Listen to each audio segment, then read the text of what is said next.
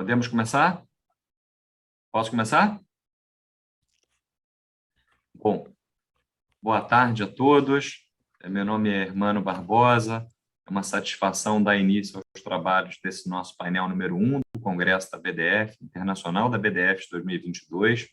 Vamos tratar aqui de atualidade sobre a tributação do mercado financeiro e tema assim, muito especial num ano que teve muitas novidades. Se a gente for considerar aqui que nós tivemos novidades em matéria de investimento estrangeiro, novo marco cambial, com previsão para entrada em vigor no final de 2022, discussões no âmbito da reforma tributária do PL 2337, que fizeram referência à tributação, à mudança de tributação no mercado financeiro, algumas medidas relativas ao IOF, perspectivas de discussões na tributação de instrumentos do setor imobiliário, com discussões tanto regulatórias quanto um ano assim, mantendo a tradição de ter bastante novidade, de modo que é uma satisfação presidir aqui esse painel na presença de profissionais tão renomados, amigos e com tanta conhecimento e atuação no setor.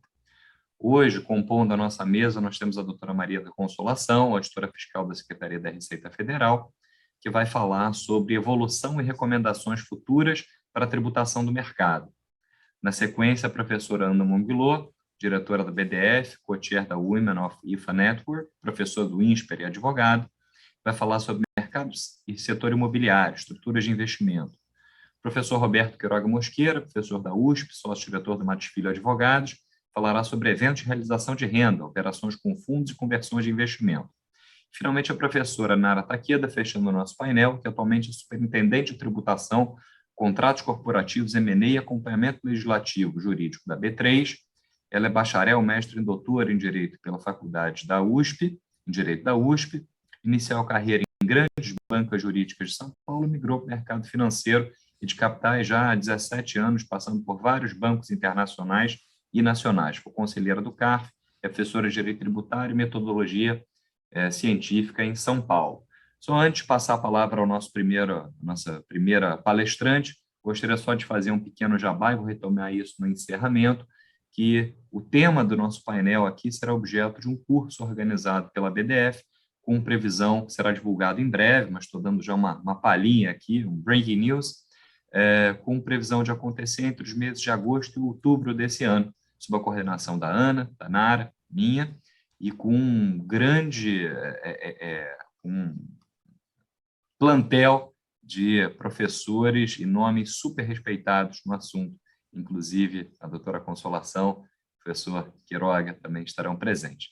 Dito isso, passo a palavra então agora a doutora Maria Consolação para nos falar sobre evolução e recomendações futuras para a tributação do mercado. Professor, por favor, fique à vontade.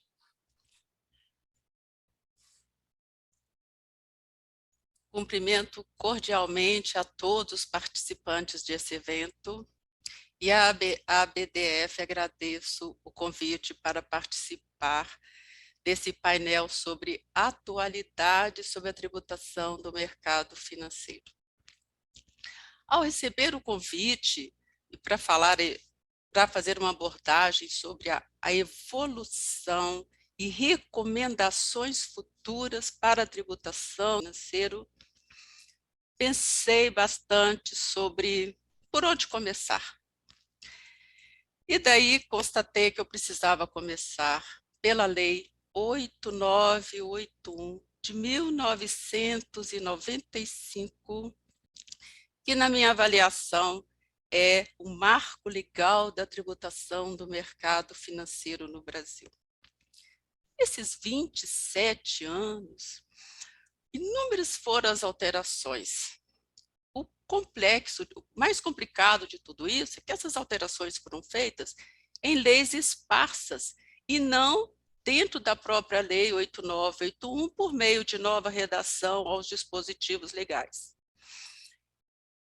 E o que dificulta bastante a pesquisa, a interpretação e, não raras vezes, gera um conflito aparente de normas. Para ilustrar, só falando de alíquotas, a Lei 8981 produziu efeitos em 1995. A Lei 9249, 1996, 1997, a Lei 9532, efeitos no período de 98 a 2004, e a Lei 11.033, a partir de 2005 e até os dias atuais. Poderia também falar sobre as alterações introduzidas pela Lei 9779, que ampliou a incidência do imposto de renda na fonte sobre aplicações em renda variável, como, por exemplo, o swap. Mas também poderia fazer um comentário sobre a Lei 9959 de 2000, que afastou a aplicação do regime especial de tributação no caso de investimento estrangeiro oriundo de países com tributação favorecida, a que se refere o artigo 24 da Lei 9430. Todas essas alterações, eu citei esses exemplos aqui, foram promovidas em leis esparsas. Ora para criar benefício, ora para revogar benefício, ora para alterar alíquotas, e ora para criar até um produto novo com regras de tributação específica para aquele caso. Só para se ter uma ideia, com base no preâmbulo da Instrução Normativa número 1585, editada pela Receita Federal em 2015, deparamos com 35 diplomas legais, 120 artigos. Isso exige um verdadeiro exercício de memória, né?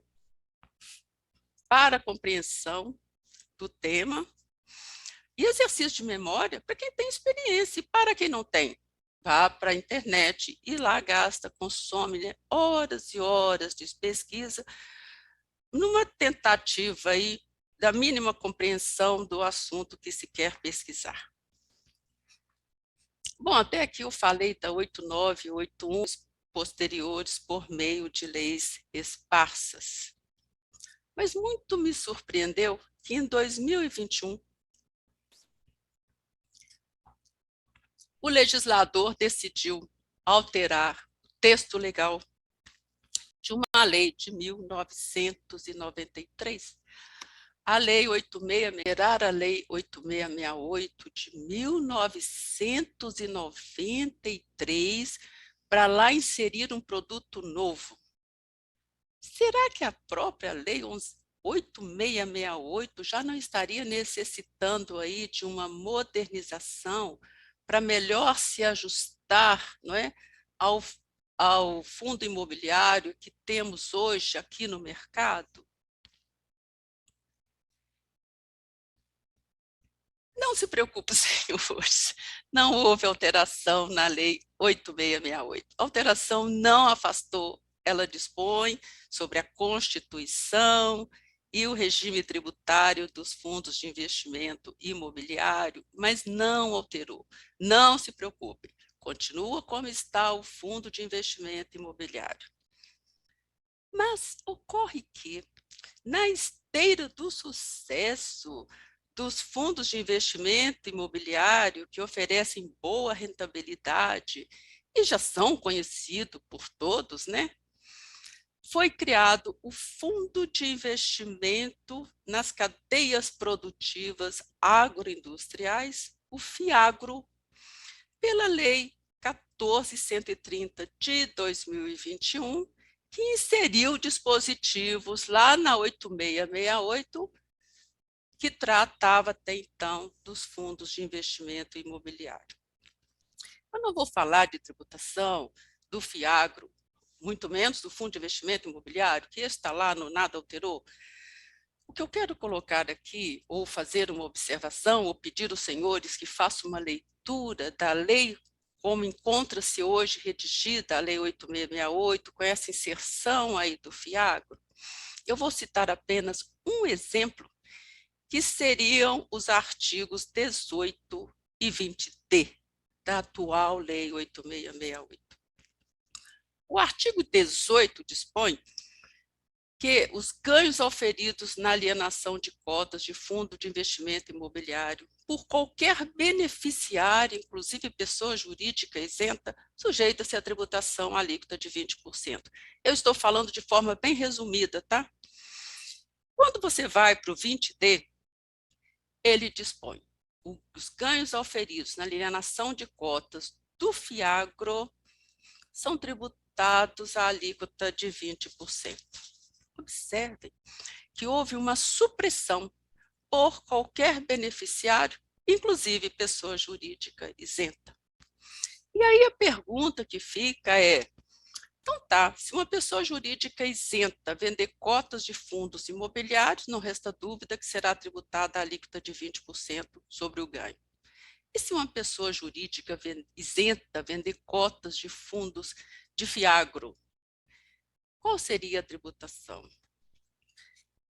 Não importa aqui a resposta, e eu não quero discutir a tributação. O que eu quero mostrar é que talvez, mesmo inserindo o FIAGRO no contexto da lei do fundo imobiliário, não ficou muito, a legislação não é assim tão clara. Eu diria que ela ficou nada amigável.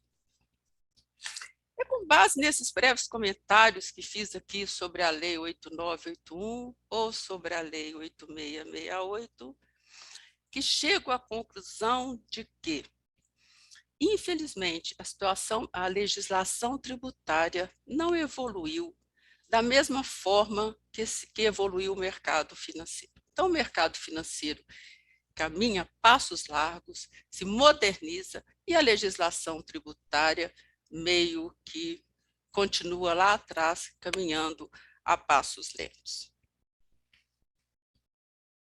De forma que a conclusão que chego sobre a evolução da legislação é que, nos dias atuais, ela não me parece muito adequada. Bom, e agora caminhando aí para a segunda parte,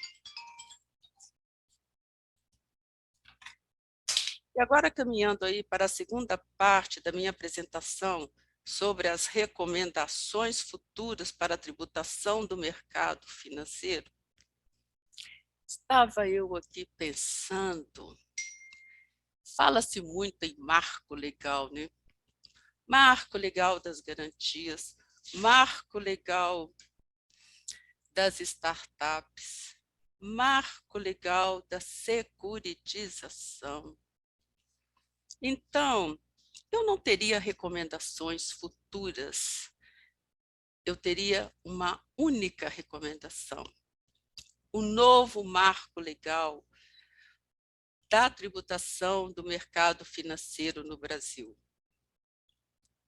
Que essa nova lei traga simplicidade e segurança jurídica, que é o tema aqui do nosso Congresso, que atraia novos investimentos, que melhore o ambiente de negócios, que gere renda e emprego, e que contribua para a melhor qualidade de vida dos que vivem aqui no Brasil.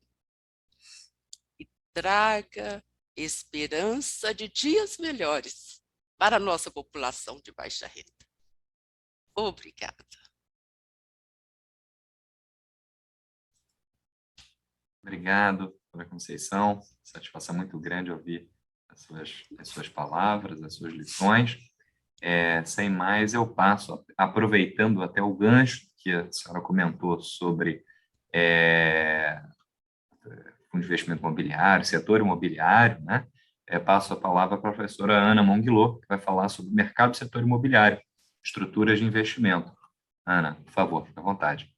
Muito obrigada, Hermano. Puxa, é uma enorme satisfação estar aqui com vocês, pessoas que eu admiro demais, pelas quais eu tenho um imenso carinho amigos queridos, muito obrigada pelo convite à BDF para a gente estar aqui, é uma oportunidade fantástica. A gente vai falar, então, estamos falando aqui sobre a atualidade, sobre a tributação no mercado financeiro.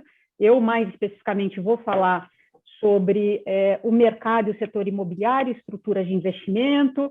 É um tema amplo, por isso eu resolvi focar em algumas estruturas específicas, focar sobretudo nos FIIs, nos fundos de investimento imobiliário, os quais podem ser vistos como estruturas alternativas de investimento em imóveis. Se a gente for brevemente comparar a tributação do FII com outras possibilidades de investimentos em imóveis, nós teríamos uma situação na qual uma pessoa física pode comprar um imóvel, pode alugar esse imóvel, pode vender esse imóvel e, se ela, como bem sabemos, se ela aluga o imóvel, é tributada pelo rendimento de aluguel, alíquota progressiva, 27,5%. Se ela vende esse imóvel, vai ser tributada pelo ganho, alíquotas regressivas que vão de 15% a 22,5%, a depender do tamanho do ganho.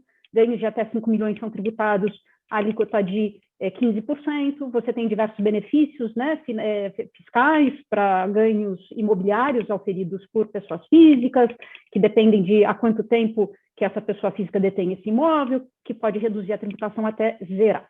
Comparativamente, nós poderíamos ter investimentos imobiliários que poderiam ser feitos por meio de uma pessoa jurídica. E se uma pessoa jurídica, por hipótese, que está no lucro presumido, se ela viesse a alugar esse imóvel, ela seria tributada, como bem sabemos, a uma alíquota máxima de 14,5% sobre a receita, considerando IR, CS, PIS, COFINS. E se essa mesma pessoa jurídica, no lucro presumido, se ela vende esse imóvel e ofere uma receita como receita da atividade dela, ela vai ser tributada a uma alíquota máxima de aproximadamente 6,6%, 6,7%, também incluindo todos aqueles tributos que eu descrevi antes.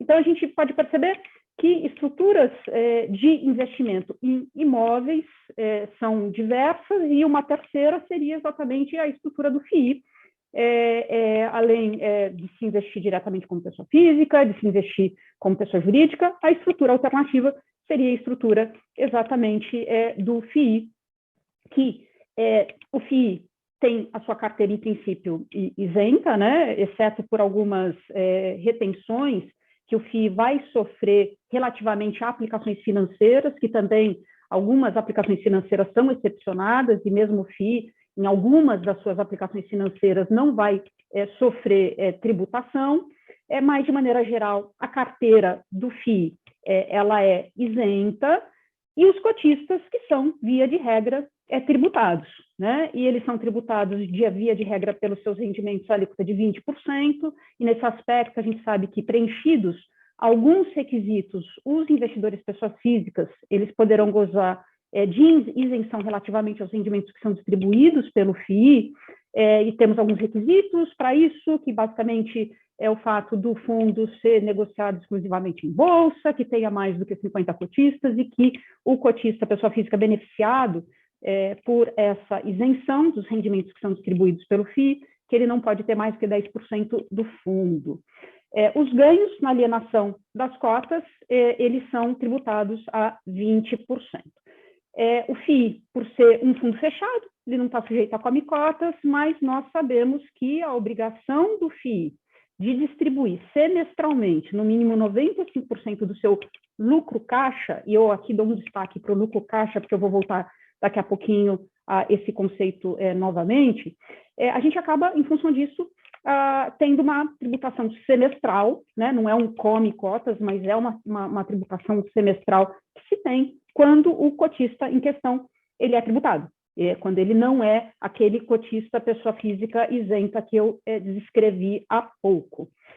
Bom, os custos de constituição, de instituição e de manutenção de um FII, obviamente, não são tão baratos quanto os custos de instituição e constituição de uma holding imobiliária. Então, quando a gente compara todas essas possíveis estruturas de investimento em imóveis, a gente tem que comparar não só os custos tributários, como os custos não tributários, tanto de manutenção como de instituição dessas estruturas todas. Algumas delas vão envolver eventuais custos de ITBI, às vezes questionáveis. A gente tem aquela discussão, aquele precedente no STF que tem sido usado para tentar afastar a incidência do ITBI quando a gente faz um aumento de capital numa holding imobiliária usando um imóvel. É um tema ainda debatido no judiciário, que ainda não foi definido, mas, assim, eu só queria trazer para vocês essas três alternativas, né? A pessoa física, a holding imobiliária e o FII, para a gente ver que a gente tem um aumento gradual de sofisticação nessas três alternativas. A sofisticação maior nesses três cenários que eu desenhei aqui é o cenário do FII. O aumento de sofisticação da alternativa não quer dizer que ela seja mais eficiente do ponto de vista tributário necessariamente. Cada caso é um caso, cada situação é uma situação, e todos os custos devem ser calculados, contas devem ser feitas, mas temos esses três possíveis cenários de investimento. Agora, pensando no FII enquanto instrumento de investimento de mercado, e pensando naquele investidor que não tem imóveis, ele não tem como escolher entre aquelas três estruturas comentadas há pouco, ele só quer investir nesse mercado, em fundos que já estão aí, que são negociados, e aí o caminho do FII certamente é o mais interessante. Eu pensei em, muito rapidamente, colocar para vocês 2, 3 slides que vão indicar como milhares e milhares de brasileiros têm escolhido o caminho do FII. Vou tentar aqui colocar o mais rápido possível para a gente não gastar muito tempo com isso. Só um minutinho para eu dividir minha tela com vocês. Vocês estão vendo a minha tela? Estão vendo? Sim. Então, aqui, olha, a gente vê que ao longo dos anos o número de fundos de FIIs tem aumentado substancialmente, mas eu acho que o slide que eu mais queria mostrar para vocês, e por favor me digam se mudou o slide? Mudou?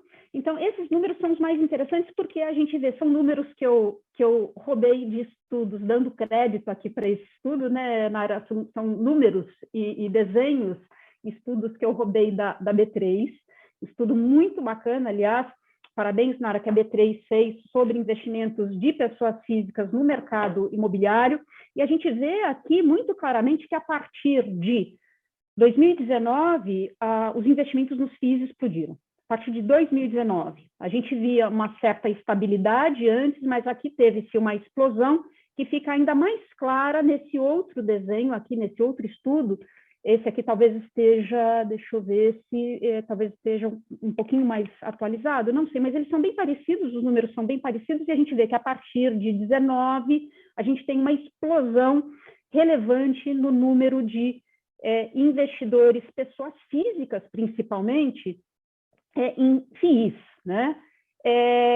E então é muito curioso que a gente, já caminhando para a parte final da minha fala, é muito curioso que esse veículo de investimento no mercado financeiro por pessoas físicas, que nos últimos 4, 5 anos tomou uma relevância imensa, ele se tornou tão popular. Ele, na verdade, ele está rodeado por diversas polêmicas tributárias, e eu vou agora só pontuar algumas delas, porque a gente não tem tempo para explorar a fundo todas elas, mas pontuando só algumas dessas polêmicas tributárias com as quais os FIIs convivem hoje.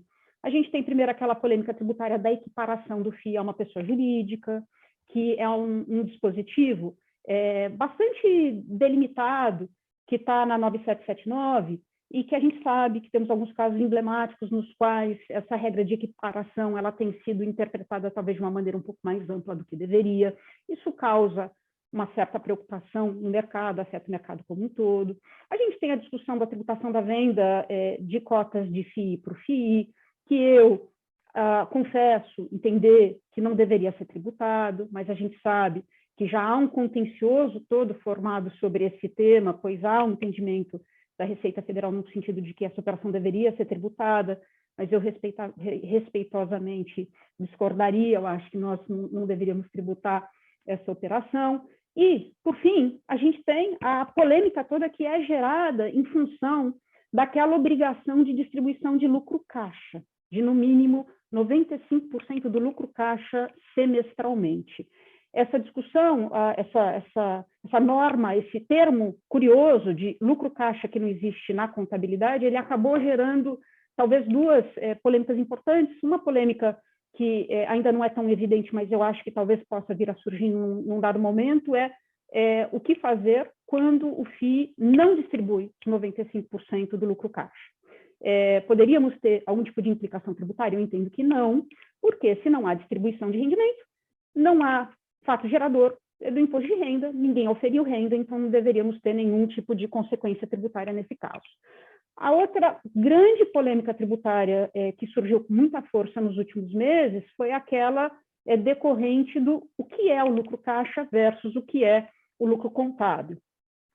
A gente teve, nos últimos meses, um caso bastante emblemático, que foi um processo que foi analisado pela CVM, de um fundo bastante famoso e muito popular, que chama-se Maxi Renda, e há alguns meses a CVM ela indicou que quando o fundo, semestralmente ou periodicamente, às vezes, na verdade, essas distribuições elas são até mensais, mas quando o fundo ele distribui um lucro caixa que excede o lucro contábil, esse excesso não seria uma distribuição de rendimento e deveria ser contabilizado como uma amortização de cotas.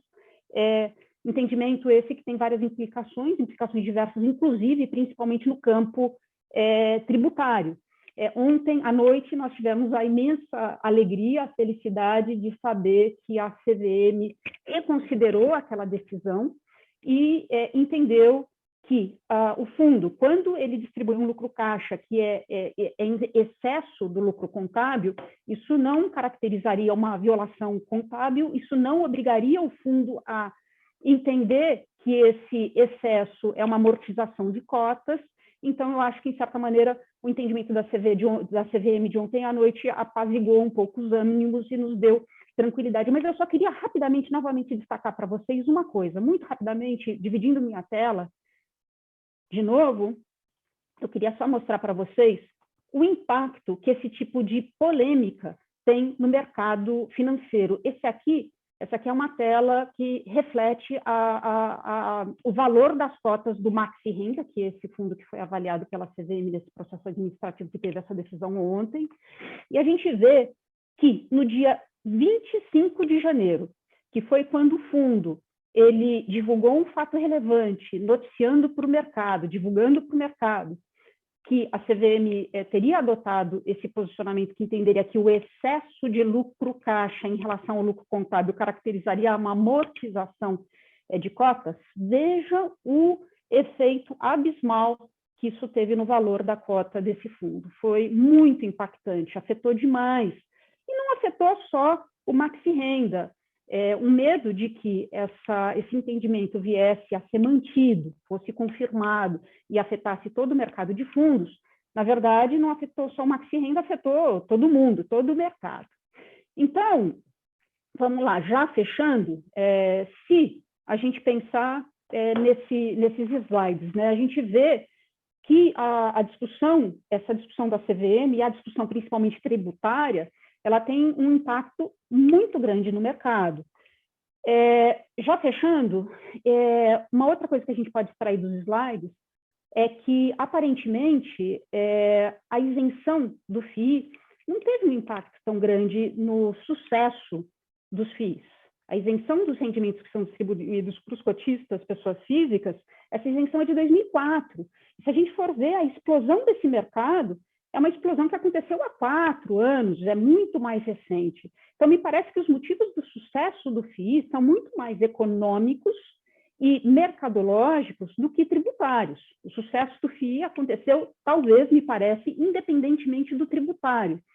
Mas, por outro lado, a tributação, eu acho, ela pode ser responsável pelo insucesso desses investimentos, por conta dessas incertezas e ausência de segurança jurídica, que, aliás, é o tema maior desse nosso lindo congresso, são fortes inimigos dos investidores e dos investimentos. O mero risco de um investimento ser feito e anos depois, né, de uma maneira inesperada, uma conta tributária chegar, isso faz com que os investidores se considerem investir. E a grande verdade é que se a gente não tem como precificar qual que é o nosso retorno, você não investe. Então, é por isso que nós temos que trabalhar juntos, nós, a sociedade em geral, fisco, contribuintes, para que essas inseguranças elas não aconteçam, para que elas se dissipem. É muito importante a gente dar essa atenção para o tema, como fez a nossa querida ABDF nesse congresso, e, infelizmente, a grande atualidade a ser apresentada quanto ao mercado e ao setor imobiliário hoje, eu acho que é o excessivo número de bombas tributárias, bombas que estão esperando para explodir. E a gente tem que ir juntos, nós temos que desarmá-las em homenagem à segurança jurídica. Obrigada, pessoal. Obrigado, Ana. Extraordinária a sua apresentação e merecido link com o tema desse nosso congresso. Sem mais, eu passo a palavra, então, ao professor Roberto Quiroga, que vai falar sobre eventos de realização de renda, operações com fundos e conversões de investimento. Quiroga, por favor, sua palavra. Oi, boa tarde a todos. Enfim, gostaria já de agradecer aí o convite aí da BDF para participar desse congresso e também, especialmente, de estar tratando sobre temas de mercado financeiro e de capitais, que é um tema que, obviamente, sempre eu gostei bastante e também minha atuação profissional sempre se desenvolveu aí com muita, enfim, com muita objetividade, na medida em que esses temas de mercado, às vezes, são um pouco restritos, né, pelas pessoas que trabalham nisso, mas são temas de grande importância. Daí fico super feliz de estar aqui, junto com todos os meus colegas, aí a Consolação, uma colega de muito tempo, o Hermano também, temos aí estado mais recentemente, e a Nara e a Ana Carolina também, que já tivemos experiências profissionais aí muito, muito importantes, e eu fico muito feliz de ver vocês todos transitando aí dessa forma extremamente competente com os temas relacionados ao mercado financeiro, né? Então, é um prazer para mim. Bem, com relação especificamente ao tema, que diz respeito à realização dos ganhos em termos de entidades de investimento coletivo e etc., eu queria, talvez, inicialmente, não sei se todos no Congresso, obviamente, militam nessa área e, portanto, têm, assim, o convívio com temas relacionados ao assunto, mas, de uma certa forma, fazer uma pequena digressão no seguinte sentido: olha, como que poderiam ser tributadas as entidades de investimento coletivo? Ou seja, quais são as hipóteses factíveis para isso, né?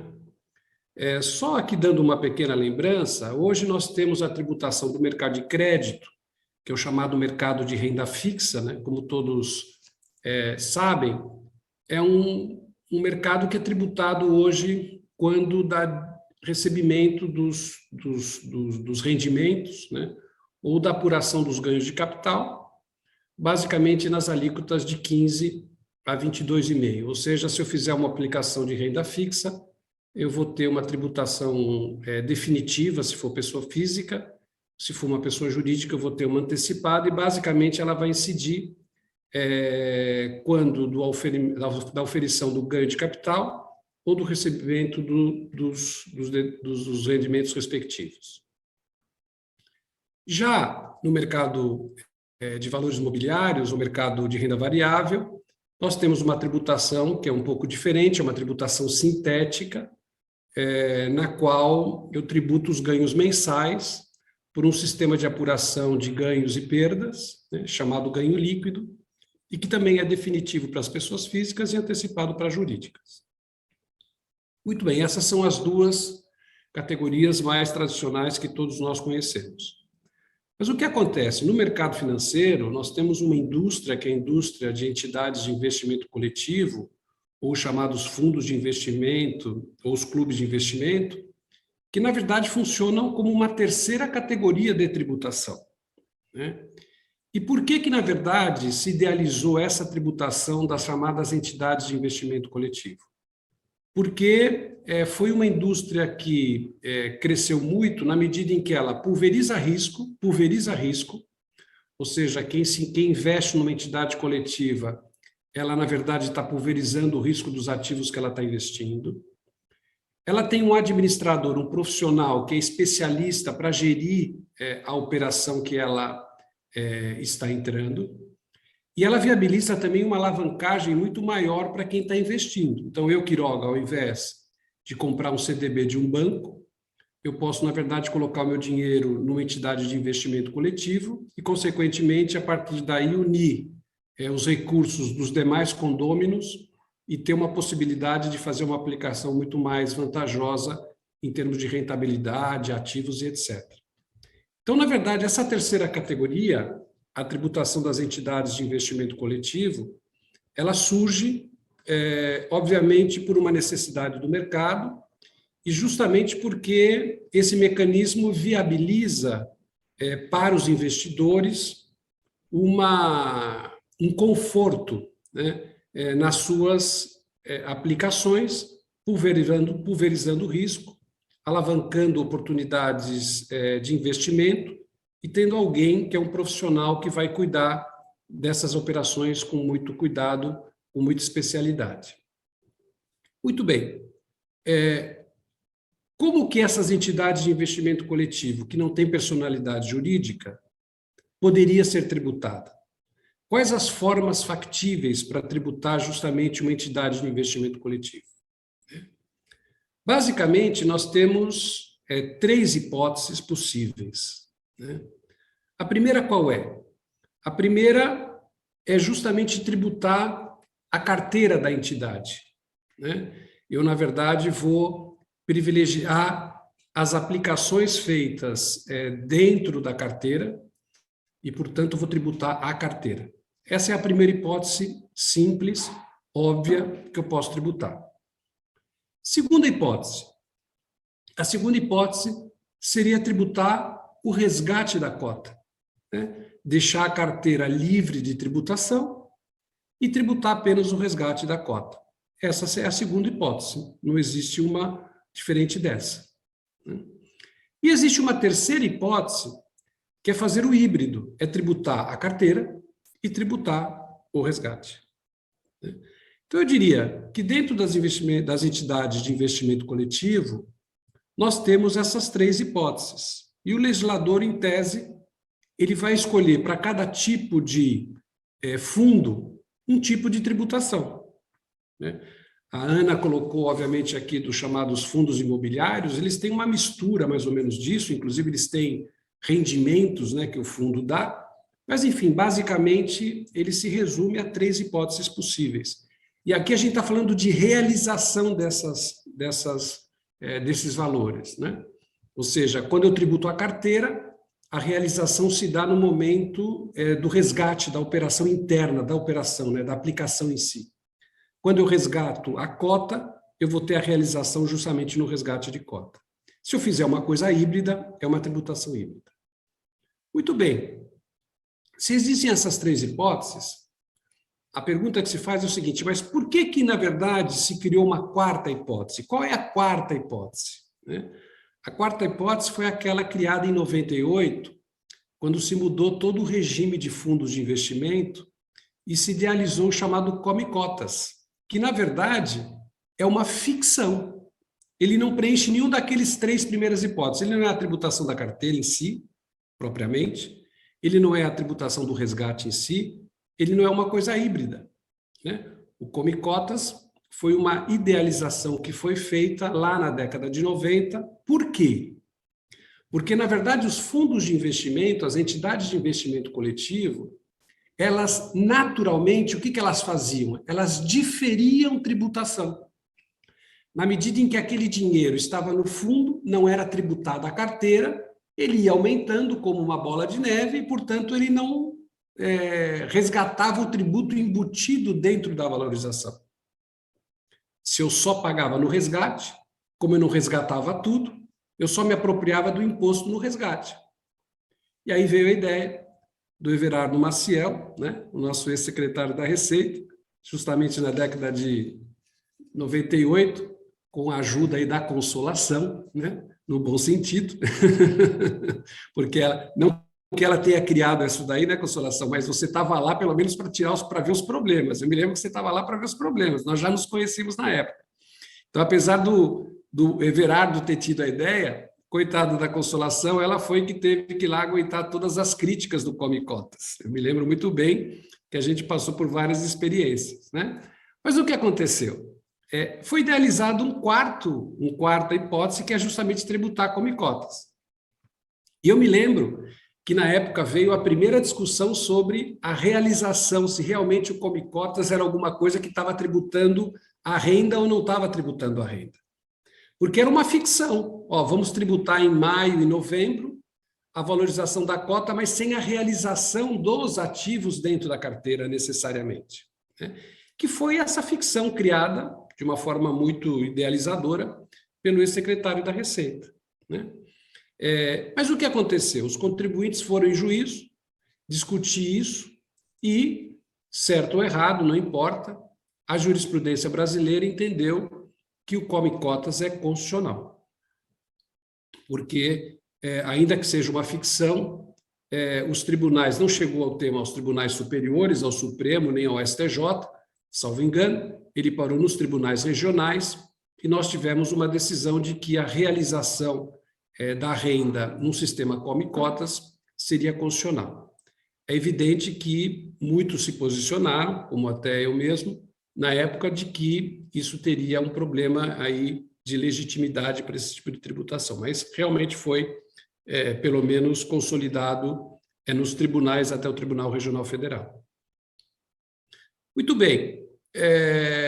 Posto isso, a discussão ela derivou justamente agora para os casos de fundos, que são fundos que têm uma natureza diferente dos chamados fundos abertos, né? Nós sabemos que os fundos abertos que basicamente têm essa tributação específica do sistema de Come Cotas. Mas outros fundos, eles têm naturezas diferentes e, portanto, devem ser vistos de forma diferente.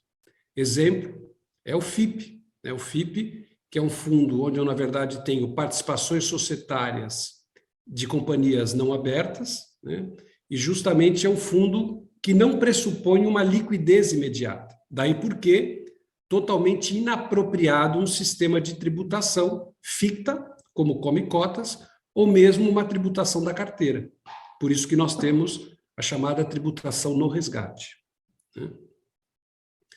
E temos a grande problemática hoje dos chamados fundos fechados. Os fundos fechados, os chamados fundos também exclusivos, que acontece a mesma coisa que acontecia lá em 98. Em 98, quando fizeram o Come Cotas, por que fizeram o Come Cotas? Porque o Everardo Maciel precisava arrecadar. E o que ele fez?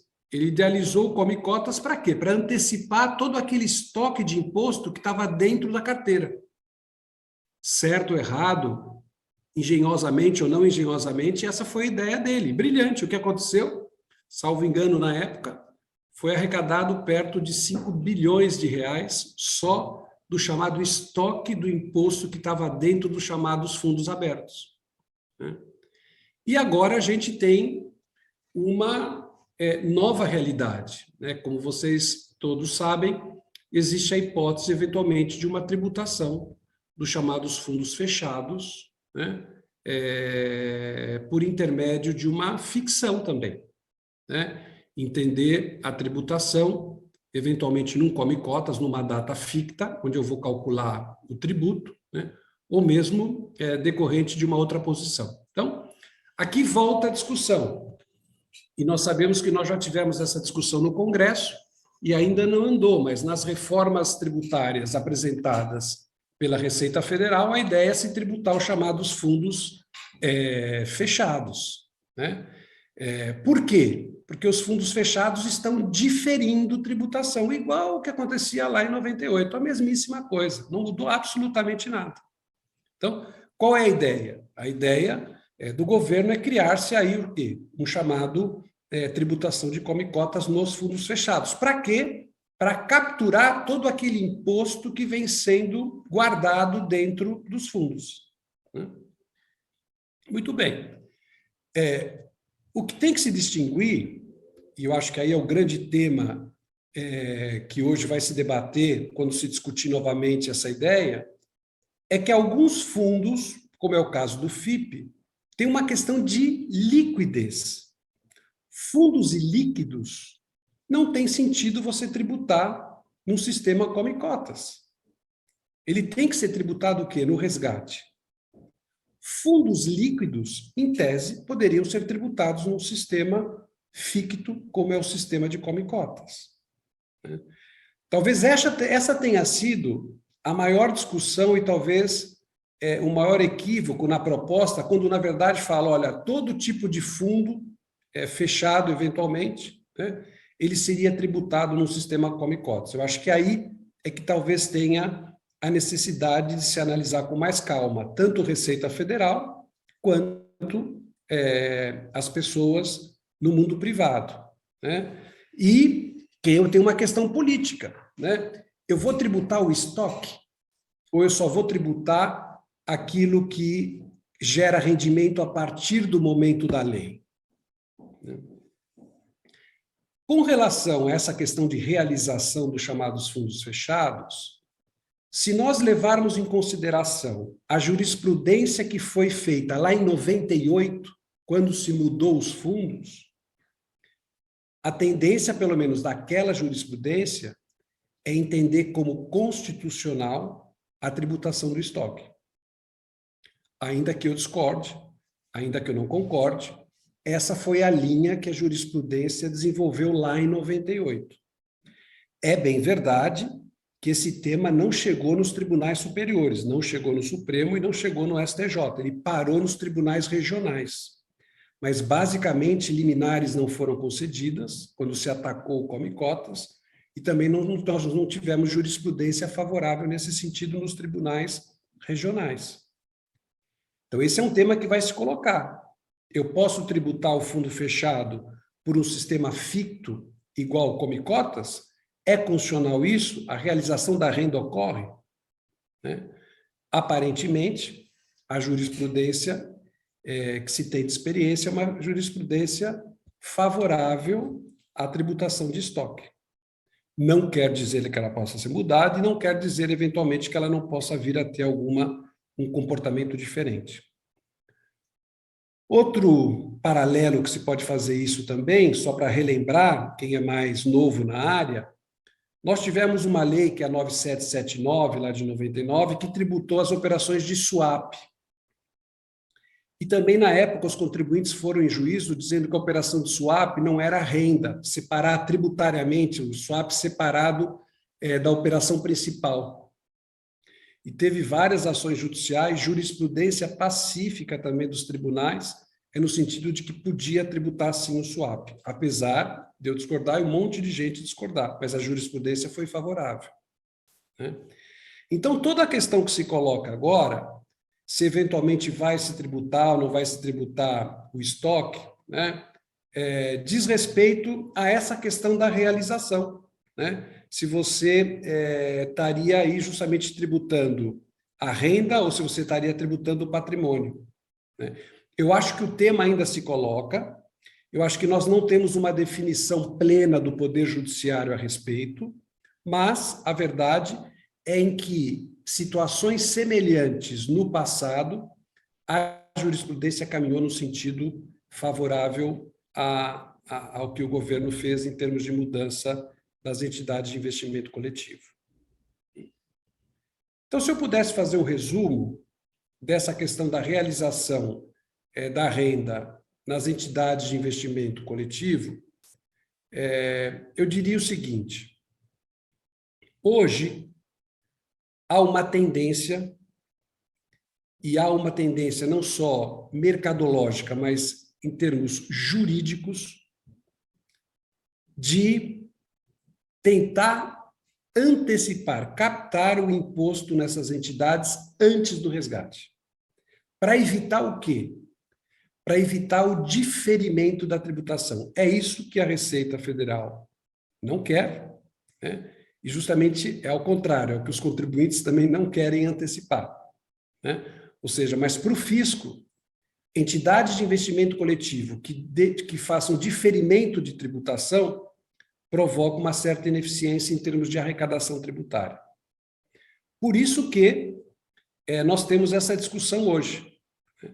Agora, se vocês me perguntassem, Quiroga, qual é a melhor situação para se tributar um fundo de investimento? Qual seria a mais lógica, a mais correta, a mais adequada, a mais razoável?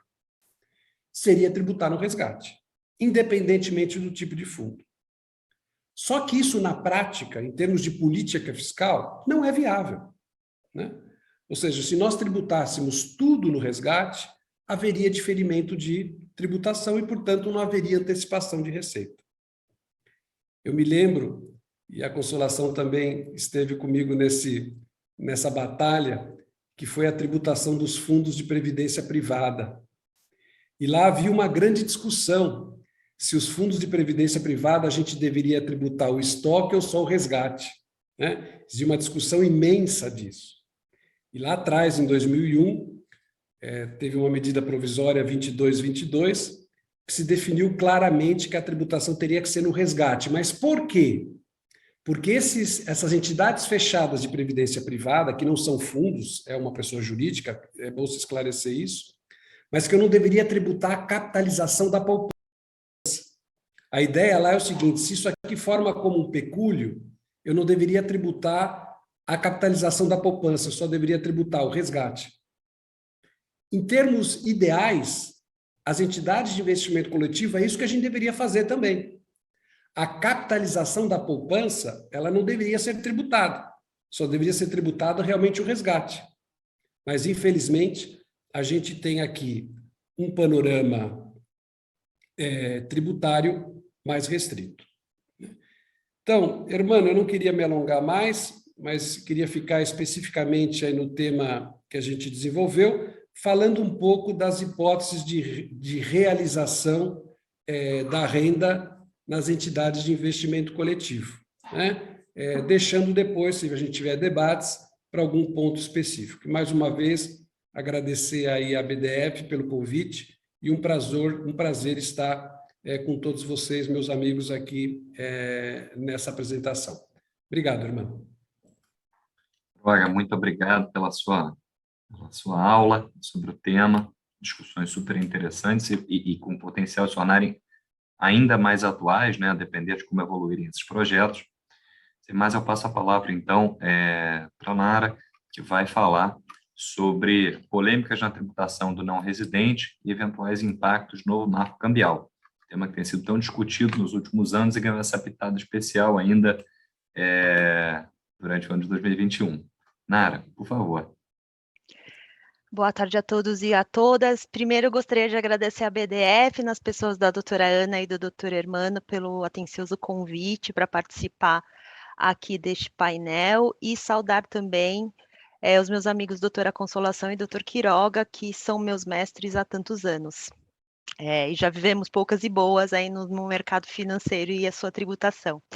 Bem, pessoal, hoje eu vou me ater a falar um pouco do novo marco cambial e vou tentar traçar alguns eventuais impactos para investidores estrangeiros, mas, muito embora eu entenda que essa norma tem um aspecto, por enquanto, um pouco mais geral, né? Os efeitos ainda são gerais, e só vamos realmente saber suas consequências quando ela efetivamente entrar em vigor, que vai ser agora em dezembro de 2022, e a regulamentação que ainda está em discussão lá no Banco Central se tornar realidade, e a gente tem a expectativa que isso aconteça agora no segundo semestre desse ano.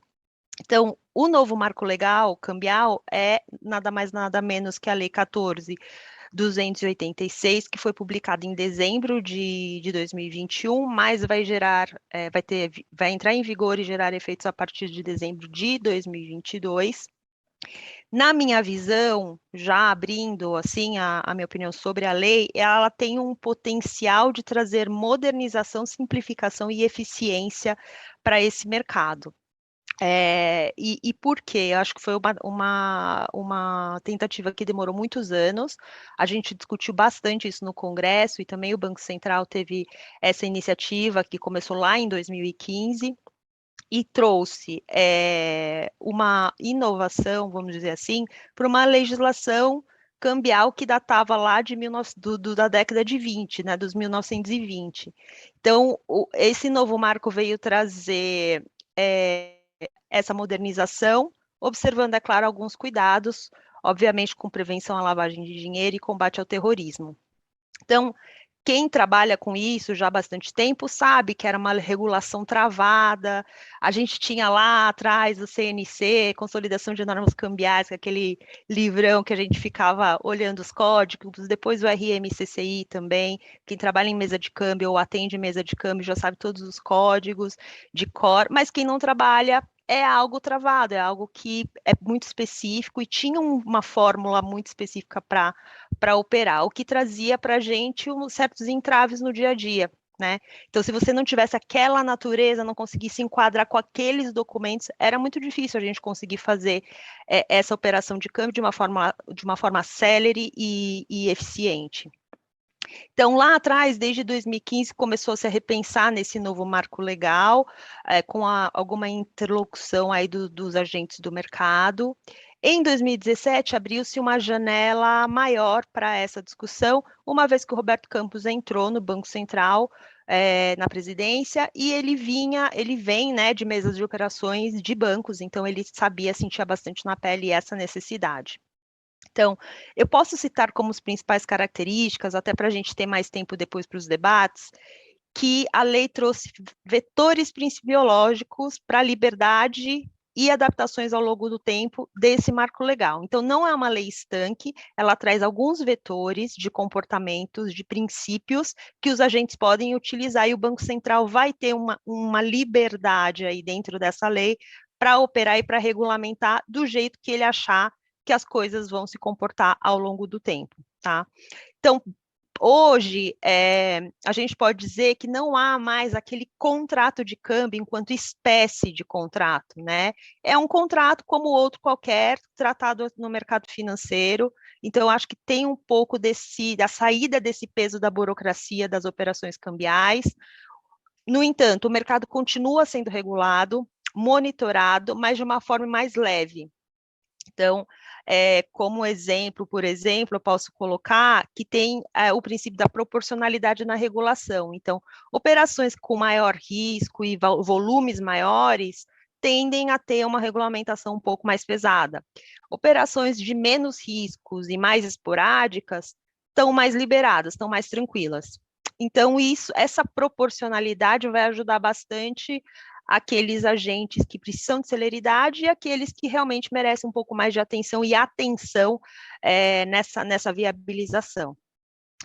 Outra coisa bastante interessante é a não discriminação do capital estrangeiro. Então, hoje a gente pode falar que juridicamente, a partir de dezembro, teremos um tratamento isonômico em relação a contas de residentes no Brasil e residentes no exterior, né?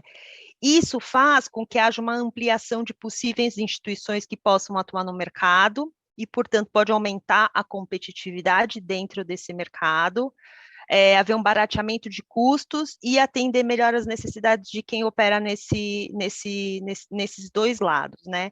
E, de outro lado, tem que se ter um certo cuidado com eventuais disputas de bancos que já estão estabelecidos dentro do mercado de câmbio e eventuais novos entrantes que, com o marco legal, também poderão fazer operações de câmbio já dentro desses novos moldes, né?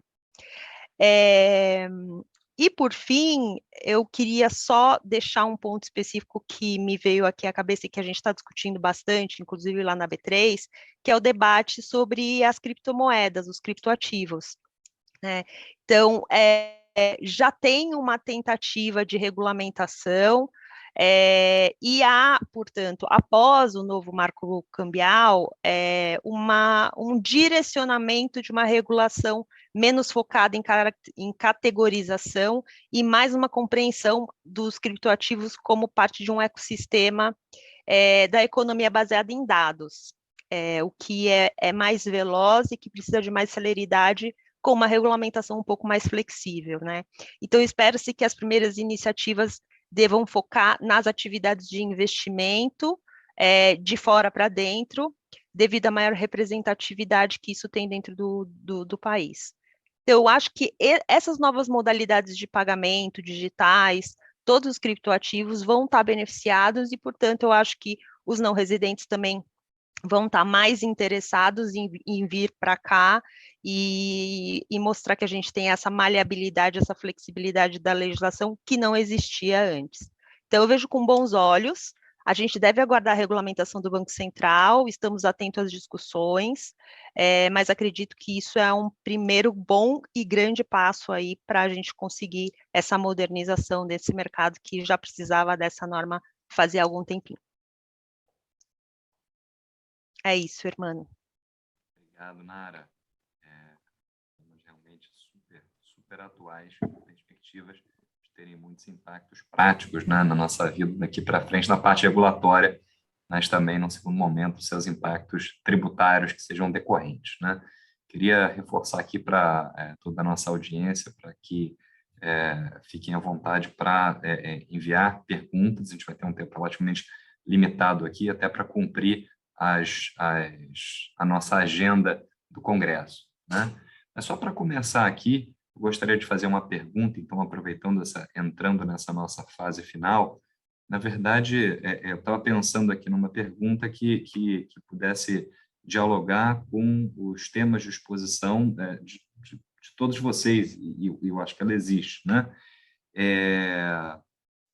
A Consolação começou falando sobre terminou, na verdade, sua exposição falando até, quem sabe, num novo marco legal para o mercado financeiro de capitais no Brasil, como algo bem-vindo, né? Ana fez uma bela referência ao tema central do nosso Congresso sobre segurança jurídica, né? E segurança jurídica, em especial, no mercado de capitais. Seguindo, Quiroga falou sobre, ao falar sobre todas as discussões relacionadas à realização da renda, né, na indústria de fundos, fez referência também aos terceiros, que são os prestadores de serviço, né, nesse tipo de operações. Então, e aí, finalmente, a Nara, eu acho que a gente teria mais a visão do câmbio, né? Mas a pergunta que eu colocaria aqui para a discussão da mesa nas operações do mercado financeiro de capitais, a gente tem esses terceiros, né? O banco que faz intermediação, no caso de fundos, o administrador, quem sabe o gestor, que tem responsabilidades tributárias por conta dessas operações, e, portanto, tem um estímulo natural a adotar posições mais conservadoras, e a gente acaba tendo dificuldade de ver jurisprudência sendo formada, né, sobre muitas dessas discussões, porque assuntos que são de interesse do investidor podem não ser necessariamente convergentes com o dos bancos. Então, eu ia colocar essa questão para vocês, como é que a gente consegue dar mais... como é que a segurança no mercado financeiro de capitais ela tem a ver, ela dialoga com as responsabilidades que são atribuídas aos terceiros que são intervenientes nessas operações, e o que poderia status e o que poderia ser feito, né, na visão de vocês que são tão experientes ao lidar com o assunto. Não sei quem gostaria de começar. Quiroga. Eu acho assim, tem uma primeira posição, irmão. Claro, eu convivo com a matéria de mercado financeiro há muitos anos. A primeira pergunta que eu diria é o seguinte: hoje nós temos segurança jurídica, vamos assim, né, em termos de tributação de mercado financeiro? Eu acho que sim. Eu acho que existem falhas, obviamente, em todo o conjunto de legislação, mas eu entendo que hoje o regime jurídico da tributação das operações do mercado financeiro, elas estão aí de uma forma muito clara, consolidada, né? Para quem participou lá nos primórdios da legislação, como eu comecei, pra vocês terem uma ideia, a tributação de mercado financeiro, por incrível que pareça, era editado por resolução do Banco Central. Alíquotas de renda fixa eram resoluções do Banco Central, né? Então, assim, hoje a gente está num mundo totalmente diferente, né? É claro que tem ainda algumas ponderações específicas que realmente geram alguma dúvida, mas eu diria que hoje está muito consolidado, né? A segunda coisa da tua pergunta é o seguinte: realmente as questões de mercado financeiro elas são pouco debatidas na jurisprudência, né? Porque justamente os terceiros, como você falou, a grande maioria deles, eles são responsáveis tributários. E, normalmente, o terceiro não quer assumir um risco pelo cliente, pelo comitente, né? Então, por exemplo, no mercado de renda fixa, como a gente sabe, toda a tributação é na fonte. Então, se eu for discutir em juízo um tema, eu vou ter que notificar banco, intimar banco, ou seja, o responsável tributário fica naquela discussão, quem que é, na verdade, a parte legítima para discutir uma questão, né? Já no mercado de renda variável, não. Você tem aí uma possibilidade, porque nós não temos o sistema de fonte, temos lá a fonte dedo duro, mas não necessariamente é a fonte típica, né? No mercado de fundos, não. No mercado de fundos, a gente tem algumas discussões, como eu citei, mas sabedores também que o administrador é o responsável por discutir questões próprias do fundo, mas existe uma liberdade, né? Então, realmente, eu acho que nós temos poucas questões discutidas na jurisprudência por parte de temas de mercado financeiro, algumas coisas na jurisprudência administrativa do CARF, mas, assim, se eu pudesse dar o meu julgamento, eu acho que nós temos hoje uma consolidação, uma segurança das normas, o que elas dizem, o que elas representam. Claro, e temos um ou outro ponto ainda de insegurança, né? Então, por exemplo, tudo que hoje nós discutimos sobre fundos com participação de não residentes, enfim, existem algumas discussões recentes muito sérias para o mercado de private equity, para o mercado de fundos, que ainda não estão resolvidas, ou pelo menos tem um litígio aí que a gente precisa resolver. Mas, assim, no geral, eu imagino que nós temos uma posição consolidada.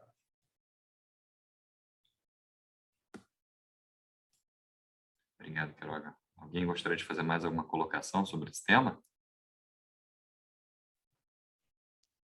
Mara.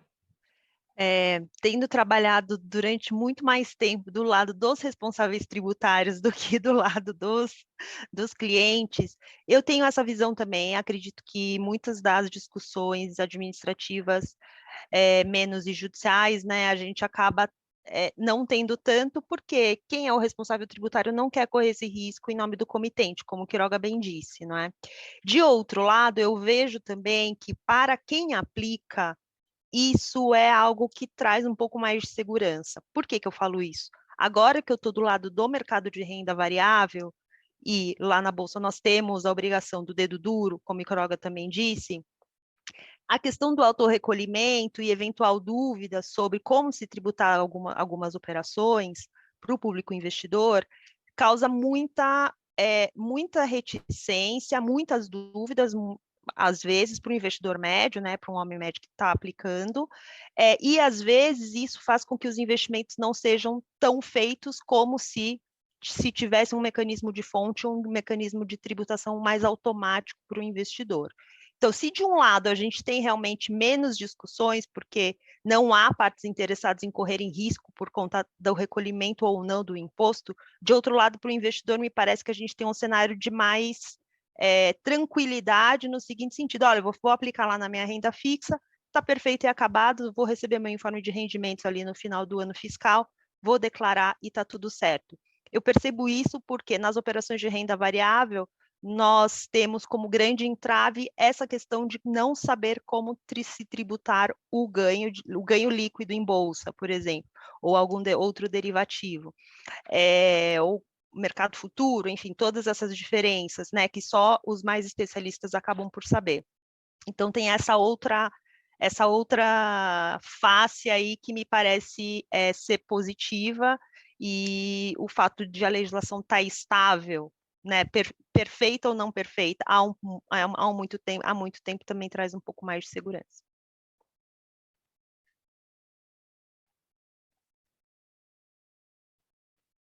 Hermano. Mais alguma colocação? Não, eu só queria, na verdade, agradecer demais, aprendi demais com vocês todos. É um privilégio ter a oportunidade aqui de ouvir a Nara, o Quiroga, a Consolação, você, Hermano. E eu acabei de receber a orientação do Congresso, que infelizmente acho que nós teremos que encerrar em breve. Então, eu só queria agradecer demais e foi uma honra estar aqui com vocês e aprender com vocês. Eu ia chegar nesse mesmo ponto, que como presidente da mesa aqui, a minha missão primeira e última é sempre controlar o relógio ali, controlar o tempo, o que é dificílimo na presença de vocês aqui, quando a nossa vontade é passar todo o tempo que a gente tem aqui ouvindo e aprendendo. Para Consolação, quer fazer alguma consideração final? Quero, mais uma vez, agradecer o convite aí, agradecer a todos os participantes. E eu discordo um pouco do Quiroga, eu não acho que, e da própria Nara, quando diz que a legislação está pacificada aí porque está aí algum tempo, né? O que eu acho é que foram surgindo produtos novos, e é o que eu disse no início, é que a legislação ficou meio parada e o mercado evoluiu muito, principalmente quando se fala de fundos de investimentos imobiliários. Mas concordo com a Nara também que a gente tem um problema aí em relação à apuração do ganho líquido, porque eu acho até interessante, né? O investidor sabe investir e aí tem dificuldade em interpretar a legislação tributária. Não é à toa que nós estamos trabalhando aí para tentar fazer aí uma calculadora, dizendo, assim, como a gente chama aqui internamente, com a colaboração da B3 e corretoras, para ver se a gente simplifica aí a forma de apuração do imposto de renda incidente sobre as operações em bolsa. E era só isso mesmo a todos. Mais uma vez, obrigada. Obrigado. Para Consolação, que bom a gente terminar com uma divergência, ou pelo menos com uma provocação para a gente ir para casa com a cabeça pensando, né? Bom, então, agradecer muito a presença e participação brilhante de vocês, nossos mestres, e agradecer a todos que nos assistiram aqui. E, por fim, gostaria de terminar da mesma forma que comecei, um jabá, se me permitem novamente, fazendo um convite para o curso que a BDF fará sobre tributação no mercado financeiro de capitais, que será divulgado muito em breve, assim que passar aí o calor do nosso congresso, né? Mas no qual essas e várias outras questões sobre tributação do mercado financeiro de capitais serão discutidas com muita profundidade pelos profissionais mais renomados no mercado. Boa continuação de congresso para todos, boa tarde, espero que a gente volte a se ver nos próximos painéis. Até logo, pessoal. Obrigado.